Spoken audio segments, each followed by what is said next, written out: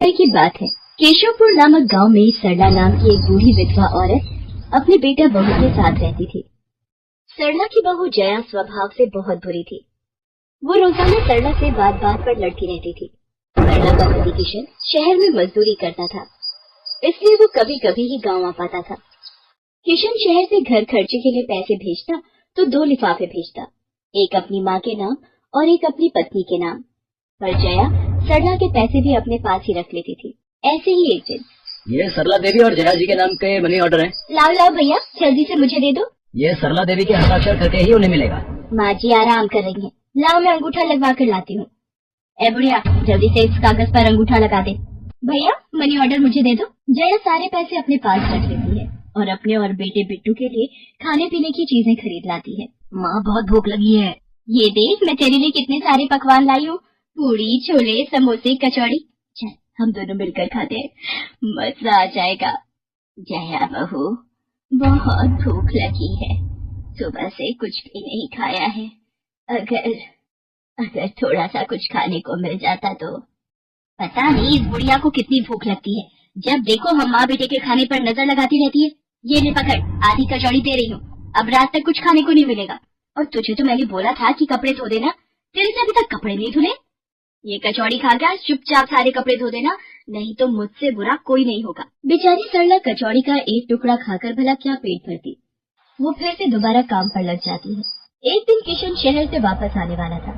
जया को पता था कि जब किशन सरला से पूछेगा कि वो उसे पैसे बराबर भेजता है तो उसे मिलते हैं या नहीं। ये बात सोचकर जया थोड़ा घबरा जाती है और वो सरला से कहती है, ओ बुढ़िया, अगर तूने अपने बेटे से कहा कि तुझे उसके भेजे हुए पैसे नहीं मिलते तो मुझसे बुरा कोई नहीं होगा। वो तो एक दिन रहकर चले जाएंगे, उसके बाद जो मैं तेरा हाल करूंगी ना, फिर तू देखती रह जाएगी। इसलिए अपने बेटे के सामने दुखड़े रोने की कोशिश मत करना। नहीं बहू, मैं किशन को कुछ नहीं कहूंगी। माँ मैंने तुम्हें पैसे भेजे थे, वो तुम्हें मिल गए थे ना? अरे आप बिना कैसी बातें करते हो, माँ जी को मैं बराबर से पैसे देती रहती हूँ। माँ जी ये लो गरम गरम पनीर के पकौड़े, आप भी खाओ। किशन 2 दिन रहकर शहर वापस चला जाता है। जया फिर से अपने रूप में आ जाती है। दिन भर सरला काम करके एक दिन चक्की से आटा पिसवा कर लौट रही थी कि अचानक उसे चक्कर आ जाते हैं। रिक्शा में जाती एक लड़की देख लेती है। भैया इन्हें उठाने में मेरी मदद करो, बेचारी पता नहीं कौन है। सुमन ये तेरे साथ कौन है? ये रास्ते में बेहोश हो गई थी, मैं इन्हें घर ले आई, लगता है इन्हें होश आ गया है। अब कैसा लग रहा है आपको?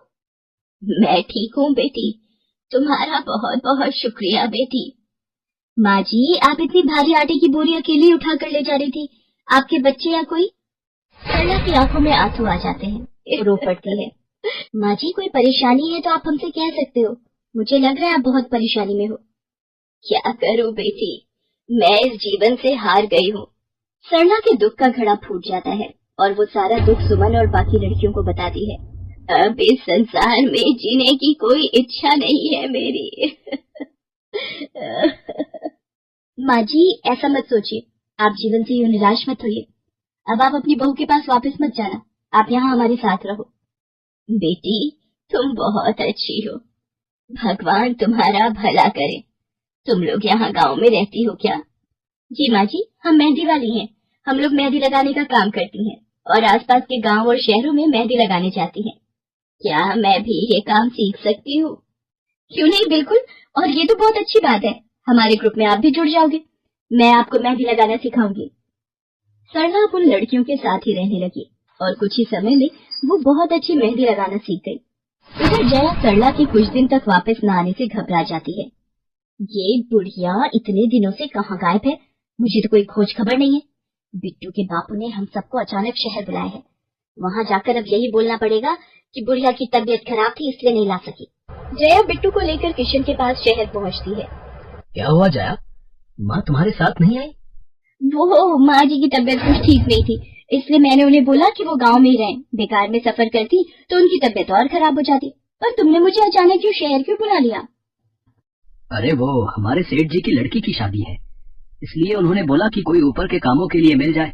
मैंने सोचा तुम्हें बुला लेता हूँ, और माँ भी थोड़े दिन के लिए मेरे पास रह लेगी। चलो कोई नहीं, मैं तुम्हें मालकिन से मिलवा देता हूँ। देखो किशन, शाम को मेहंदी का समारोह है तो काम अच्छे से निपटाने हैं। जितने भी मेहमान आएंगे उनके स्वागत में कोई कमी ना होने पाए। आप चिंता मत करो मालकिन, सब हो जाएगा। ये मेरी पत्नी है, मैंने इसे गांव से बुला लिया है, ये सब संभाल लेगी। जया मेहंदी समारोह की तैयारियों में काम करवाने लगती है। सब मेहमान आने लगते हैं। रिचा, मेहंदी वाली अभी तक नहीं आई, कितने बजे का टाइम दिया था? मम्मी, मेरी उनसे बात हो गई है, बस कुछ ही देर में आती होंगी। लो वो आ गई। माँ जी, ये यहाँ कैसे? मेहंदी वाली लड़कियों के साथ? माँ यहाँ? जया, तुम तो कह रही थी कि माँ बीमार है और गांव में है, पर माँ मेहंदी वाली लड़कियों के साथ क्या कर रही है? मुझे कुछ समझ नहीं आ रहा। मैं माँ के पास जा रहा हूँ। माँ, तुम यहाँ इन सबके साथ? किशन बेटा, आप मेरे साथ इधर आइए, मैं आपको सब बताती हूँ। ये लड़की इनको सब कुछ बता देगी। शायद आप नहीं जानते हैं, आपकी पत्नी ने आपकी माँ पर बहुत जुल्म किए हैं, इसीलिए ये बेचारी अपना घर छोड़कर हमारे साथ रहने को मजबूर थी। सुमन किशन को सारी सच्चाई बताती है। सरला की आंखों में आंसू आ जाते। किशन सबके साथ जब घर आ जाता है। जया, तुम्हें शर्म आनी चाहिए। तुमने मेरी माँ के साथ इतना बुरा व्यवहार किया। तुम्हारी वजह से मेरी माँ दर दर भटक रही है। अब तुम मेरे साथ एक पल भी नहीं रहोगी। बिट्टू को मैं पाल लूंगा। अभी के अभी अपने मायके निकल जाओ। ऐसा मत कहो, मैं आप लोगों के बिना कैसे रहूंगी? मुझे माफ कर दो, मुझे माफ कर दो, मेरे से गलती हो गई। माँ जी, मुझे माफ कर दो। किशन बेटा, मैं किसी से भी नाराज नहीं हूँ। जया बहू को माफ कर दे, गलती इंसान से ही होती है बेटा। मैंने जया बहू को माफ कर दिया। किशन जी, आप चिंता मत कीजिए, आपकी माँ जी अब हमारे साथ ही काम करेंगी। उस दिन के बाद जया ने अपना व्यवहार बदल लिया। सरला ने मेहंदी लगाना नहीं छोड़ा, वो अपनी मेहंदी लगाने के काम को करती रही। जया को अपनी गलती का एहसास हो गया था। अब वो भी सरला की बहुत देखभाल करती थी। संध्या की बुआ जो कि दिल्ली में रहती थी, वो उसके लिए एक अच्छे घर का रिश्ता लेकर आई थी। देखो भैया, मेरी इतनी जान पहचान तो नहीं है लड़के वालों से, पर इतना जानती हूँ, अड़ोस पड़ोस में कहीं पूछोगे तो लोग अच्छा घर ही बताएंगे। ठीक है सुमन, अगर तुम कहती हो तो लड़के वालों को एक बार बुला लेते हैं। अब संध्या भी लड़के को देख लेगी। संध्या की बुआ लड़के वालों से अपने तरीके से बात कर लेती है और कुछ दिनों बाद संध्या की शादी विपुल नाम के लड़के से हो जाती है। पता नहीं इस काम वाली को छुट्टी लेकर गाँव अभी जाना था। उसे पता था शादी वाला घर है, नई नवेली दुल्हन आएगी तो घर में 100 काम होंगे, फिर भी बिना बताए गांव निकल गई। अब मैं दूसरी काम वाली इतनी जल्दी कहाँ से ढूंढूंगी? राजेश्वरी, एक प्याली चाय दे दो तो बड़ी मेहरबानी होगी। सुबह से एक प्याली चाय भी नहीं मिली है। तुम्हें तो जब देखो चाय पीने की पड़ी रहती है। पता भी है एक बर्तन नहीं है धुला हुआ जिसमें तुम्हारी चाय बना दूं। ढेरों बर्तन रसोई में पड़े हैं झूठे। माँ, मैं कॉलेज जा रही हूँ, तुम मुझे ये मत कहना कि मैं छुट्टी कर लूँ और तुम्हारे साथ घर का काम करवाऊँ। मेरा आज बहुत बड़ा प्रोजेक्ट सबमिट होना है, इसलिए मैं तो कोई काम नहीं कर सकती। ये लो, अब इसे भी अभी कॉलेज जाना था। अब मैं क्या करूं, कुछ समझ नहीं आ रहा। संध्या की सास राजेश्वरी अभी काम वाली को लेकर परेशान हो ही रही थी। तभी संध्या राजेश्वरी की सारी बातें सुन लेती है और रसोई में जाकर बर्तन धोने लगती है। अरे संध्या बहू, तुम ये रसोई में क्या कर रही हो? हटो हटो हटो, ये झूठे बर्तन तुमसे थोड़ी करवाऊंगी। अभी तुम्हारे हाथों की मेहंदी भी नहीं उतरी। माँ जी, आप परेशान मत हो, मैं थोड़ी देर में ही सारा काम निपटा दूंगी। आप अकेले इतना काम नहीं कर पाओगे। ठीक है, अगर तुम कहती हो तो मैं कोई और काम कर लेती हूँ। माँ, पड़ोस में किसी से पता करो, शायद कोई और काम वाली मिल जाए। मैंने पूछा था, पर अभी किसी भी काम वाली के पास समय नहीं है। पुलकित काम पर चला जाता है। संध्या सारे घर का काम करती है। अब तो रोजाना ही ऐसा होने लगा। काम वाली तो थी नहीं। संध्या की ननद पूजा सुबह होते ही कॉलेज निकल जाती और सास पैरों में दर्द के बहाने बिस्तर पर आराम करती। संध्या तो मानो घर के कामों में ही उलझ गई।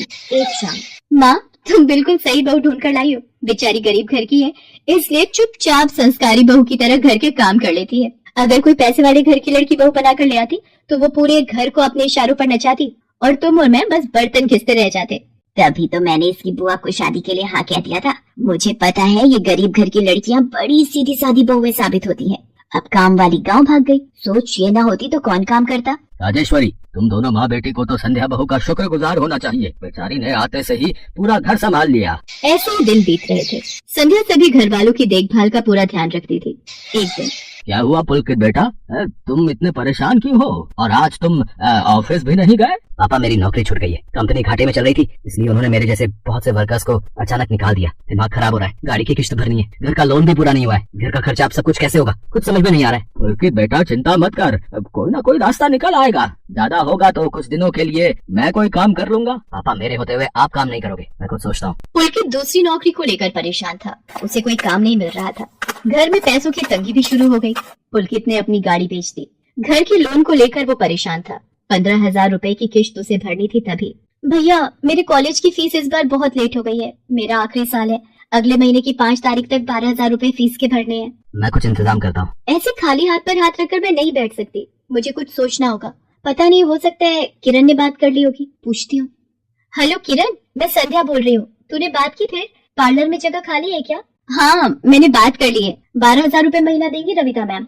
बोल तू हाँ बोलती है तो मैं बात कर लेती हूँ। ठीक है तू हाँ बोल दे, कम से कम कुछ तो पैसे आ जाएंगे। संध्या पुलकित से पार्लर में मेहंदी लगाने की नौकरी की बात करती है। पहले तो वो मना करता है पर संध्या उसे समझाती है। पुलकित मैं जानती हूँ आप परेशानी के दौर से गुजर रहे हो। मैंने आपसे शादी के बाद हर सुख दुख में साथ निभाने का वादा किया था और आप परेशान मत हो। मैं घर और बाहर दोनों का काम एक साथ संभाल लूंगी। ठीक है संध्या, तुम कल से पार्लर में नौकरी के लिए जा सकती हो। अगले दिन से संध्या सारे घर के काम के साथ साथ पार्लर भी जाती और वहाँ पर पूरा दिन मेहंदी लगाने का काम करती और शाम के वक्त घर आती। संध्या बहुत मेहनत कर रही थी ताकि वो अपने परिवार की मदद कर सके। संध्या बहुत सुंदर मेहंदी लगाती थी। ये बात उसकी सास को तब पता चली जब उसने पार्लर में काम करना शुरू किया। संध्या को पार्लर में काम करते हुए 1 महीना बीत चुका था। पार्लर की मालकिन रविता भी संध्या के मेहंदी लगाने के काम को देखकर बहुत खुश थी। संध्या तुम सचमुच बहुत मेहनती हो। पिछले 1 महीने में बहुत से क्लाइंट तुम्हारी तारीफ कर रहे हैं और अपनी फैमिली फ्रेंड्स की शादी या सगाई फंक्शन के लिए तुम्हें ही मेहंदी के लिए बुक करना चाहते हैं। और हाँ, ये तुम्हारी सैलरी 12,000 रुपए। बाकी ये तुमने ओवर टाइम भी शादी के सीजन में बहुत किया है, उसके 6,000 रुपए अलग से दे रही हूँ। थैंक यू मैम, आपने मेरे काम की इतनी तारीफ की। मैं तो बस भगवान की कृपा से मेहनत से करती हूँ। संध्या घर आ जाती है और 12,000 रुपए पूजा के हाथ में रखती है। पूजा ये तुम्हारी कॉलेज की फीस के पैसे, तुम कल ही अपनी फीस जमा कर देना। भाभी ये तो आपकी मेहनत की कमाई है, आप ये सारे पैसे मुझे दे रहे हो? नहीं नहीं भाभी। पूजा तुम मुझे अपनी भाभी कहती हो ना, और भाभी तो माँ समान होती है, तो क्या तुम अपनी भाभी माँ के पैसे नहीं लोगी? तुम अपने भैया से भी तो लेती हो ना। फिर मेरे और अपने भैया में फर्क है, मैं भी तो इस घर का हिस्सा हूँ, इसलिए ये पैसे रख लो। मुझे माफ कर दो भाभी, मैंने ना जाने आपके बारे में क्या क्या गलत सोचा। पुलकित को भी दूसरी नौकरी मिल जाती है। अब संध्या और पुलकित दोनों मिलकर काम करते थे। राजेश्वरी और पूजा भी अब संध्या की घर के कामों में बहुत मदद करती थी। परिवार में खुशियां फिर से लौट आई थी।